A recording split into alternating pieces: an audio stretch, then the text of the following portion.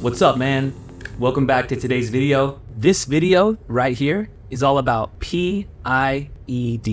And whatever you want the P to stand for, that's totally up to you. All right, some guys will call it porn-induced erectile dysfunction. Other guys, they call it psychologically induced erectile dysfunction. And then others, they even call it psychogenic induced erectile dysfunction. Whatever P you want to use, the P that I'm going to use is called the problem. All right, more and more men who stimulate themselves to porn are developing erectile dysfunction at a massive and honestly alarming rate. So in today's video, I'm going to explain why this is happening. And this isn't just based on my own experience, which, in case you didn't know, I battled with erectile dysfunction due to my excessive porn use for years. All right, now, I didn't fully understand why I couldn't stay hard to porn. I just always did. And then one day, it stopped being hard. And when that kept happening, I got really freaked out. And I started doing a ton of research. I'll share the links that I used to research this in the description below. And if you're struggling with this, I highly recommend that you do your own research.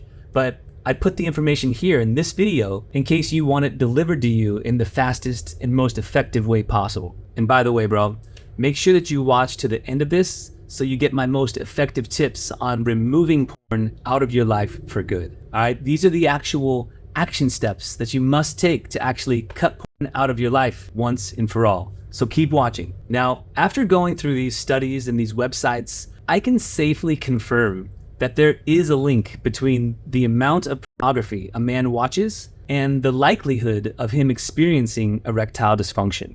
One of the studies actually says that heavy porn use is associated with more ED incidents. So why is this happening though, right? Porn is basically as mainstream now as dating websites. It's supposed to be something that everyone views, especially men, right? Well, brother, that might be just the problem. All right, the convenience and accessibility to porn is causing this new epidemic called PIED. When the first mainstream porns came out, it was pretty much on VCR tapes. Maybe there was a few before that, but let's just talk about the mainstream. It was pretty limited to us, right? And then even when it came out on DVDs, right, you had to be 18 to purchase it. And it was still considered kind of naughty, like to watch porn. But now, based on its ease of access, everyone just considers it as normal. But at what cost? I mean, 10-year-old kids have access to porn on their phones that their parents bought them. And as their usage goes up through their teens and their 20s, that's how you start to have erectile performance issues from a young age. These facts show two relevant storylines that you need to be aware of, okay? Now first, young men, let's say under 35. We've never had this access to so much porn at any time of history as they do now. All right, so there wasn't really too many incidents that needed to be worried about in the 70s or 80s or 90s. There just wasn't a need to run any long-term studies back then. And as it did become more popular and normalized to watch porn, it just kind of snuck through the back door, no pun intended, and it merged into the mainstream popularity. And nobody even thought twice that this was actually dangerous. And what I mean by that is that the second relevant storyline, we have studies. We have the data that shows the correlation of porn use with severe erectile dysfunction, okay? And the numbers don't lie. And I'm not talking about men who get a little bit too drunk one night and it doesn't really work, okay? I'm talking about the healthy men in their 20s, 30s, and 40s who have zero use of their erections, right? Severe erectile dysfunction. Maybe you know what I'm talking about, okay? So now you know that this really is a thing. It's real and it sucks. But why? Why does it actually happen? Like, what is it that actually connects the dots between watching too much porn and having a weak or a non-existent erection? Well, the answer is called fantasy. Now, heavy porn use leads to a constant fantasy satisfaction cycle, okay? Where because what you see on the screen, fantasy, it's hitting all your satisfaction buttons, right? You actually become emotionally and physically disconnected from real life partners. And it's this disconnection that creates sexual dissatisfaction and otherwise sexual dysfunction. And this is especially true for men 35 and under who are supposed to be in their sexual prime. But when your mental wiring is all screwed up, it doesn't matter how good of shape you're in, or what your T levels are, or if you're getting the correct macros in your diet. That stuff all has to do with physical ED, not psychologically induced ED or porn-induced ED. You know, you're thinking, like what? Mental wiring? Like, we're talking about erections here. Well, your brain is just a huge electronic switching station, right? That's its job, to make sure that everything in your body is getting the correct signals. Do you agree with that? And in the past, perhaps you even had some strong erections, right? At one time, everything was working great down there. And this was because your brain's wiring was set up in a way that worked the way it's intended when you were stimulated down there in a certain way. Well, you can thank the infinite variety and increasing intensity of pleasurable scenes as you browse endless free adult websites that created a new baseline for your arousal. And then when you go back to your real life partner, she's just not able to stimulate you, since your new baseline is conditioned to the thousands of imprints you've connected with online. And as you already know, if you're not being stimulated, you're not going to have hard erections. A huge number of male porn users, and growing, find that over time they need to consume more extreme forms of pornography, to achieve this same level of arousal, indicating a desensitization effect. And what happens when you're not being stimulated? Well, you look for more stimulation, and in the porn world, you go find a new scene, and in the blink of an eye, you're already at that new scene with a new girl in a new scenario. And if that doesn't work, you're just one click away from the next, and then the next, and then the next. Now try that on your wife and see what happens. So the men that I work with and help remove porn from their lives are always desensitized. Now that's the word that I want you to take away from this video: desensitization. Okay? If you're desensitized through porn to not enjoy the real world experiences and the events in your life that truly matter, then you have a problem. And that's not a judgment. I was the same way. But now you have to become more than you are now to get out of this funk. Okay? And I hope that you develop the strength to do it on your own. I really do. I know I couldn't though. I needed help.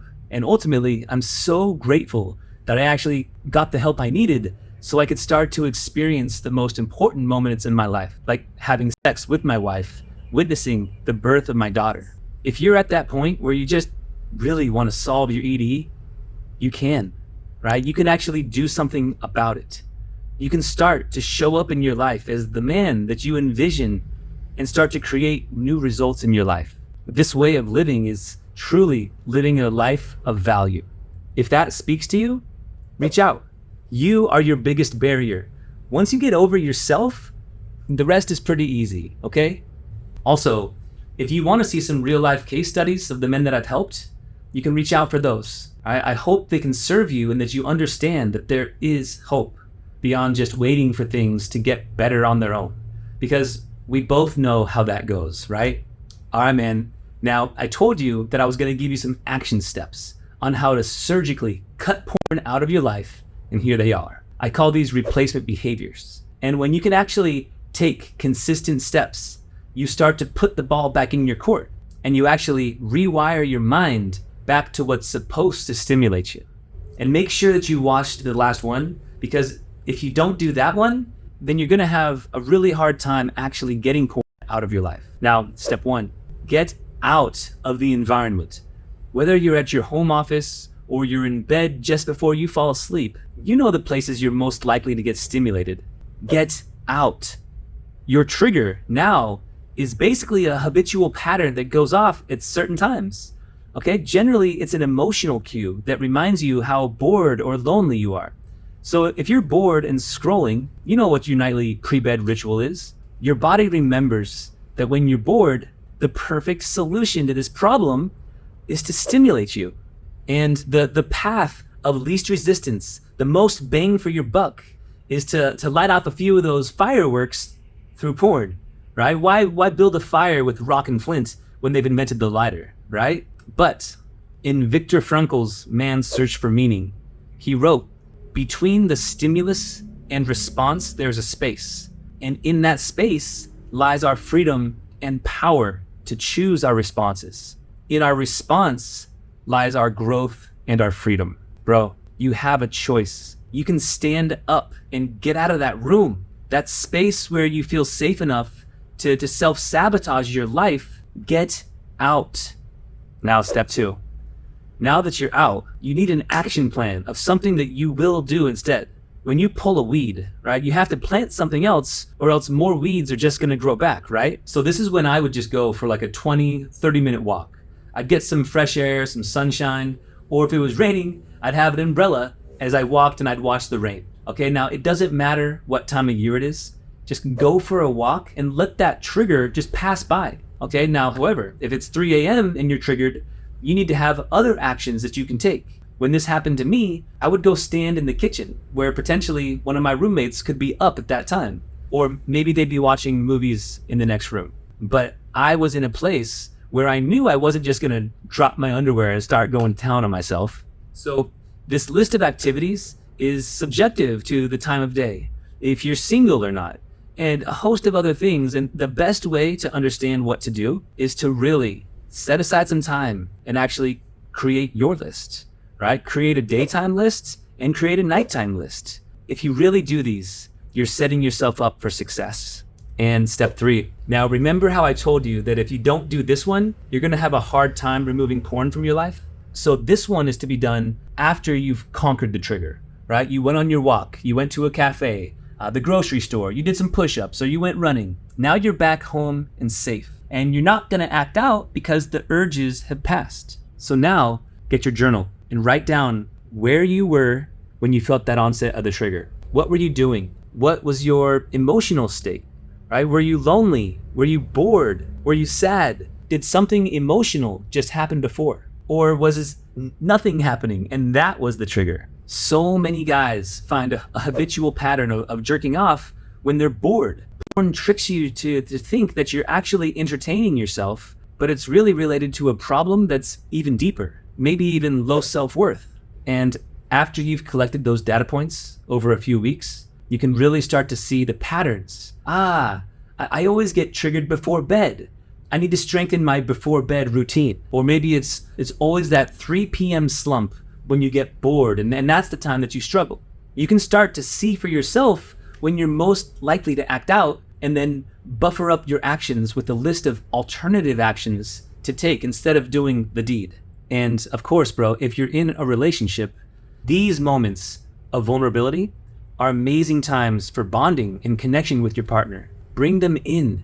Be a man who can talk about your emotions and tell them that this is hard for you. Even the idea of speaking about this to another human usually is enough to stop the trigger in its place. But it's even more effective when you can actually talk about it. And focusing this problem into an area of growth can be one of the most empowering things you'll ever do. Okay? So step 1, get out of the place that you were triggered. Step 2, do your replacement behavior until the trigger passes. And step 3, journal what was going on, how you felt, why you think you were triggered in the first place, so that way you can start to see your patterns and actually and actively start to change the patterns to work for you. I actually help you to build your lists, both your solo activities and your partner activities that you can do together in my online course. And so if you're serious about getting back your strongest directions and you feel like porn is a problem that you just can't get out of your life alone, I've helped over 300 men overcome this. And I'd love for you to become my next testimonial too. So, bro, if you found this content helpful, do me a favor, stimulate that subscribe button and erect the bell and the like notifications. All right, that way you stay up to date on all things erectile dysfunction or PIED related. All right, you don't have to do the research because I bring it here for you every week. All right, and that also really helps YouTube, which allows me to reach even more men who could be struggling. So remember, bro, between stimulus and response, there is a space. And within that space lies our freedom and power to choose our responses. All right. In our response lies our growth and our freedom. You have the ability to choose. It just needs to be conditioned back into you. All right. When you're ready to take things for the next level, I'm here for you. Much love.